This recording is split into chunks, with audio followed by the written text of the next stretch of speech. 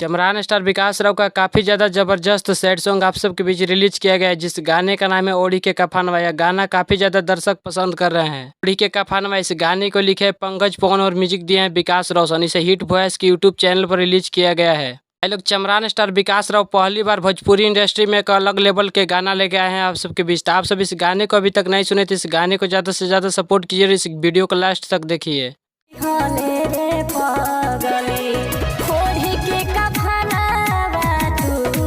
सब इस वीडियो में लास्ट तक बने और वीडियो पसंद है तो वीडियो को लाइक करें, चैनल को सब्सक्राइब करें और वीडियो को शेयर करें।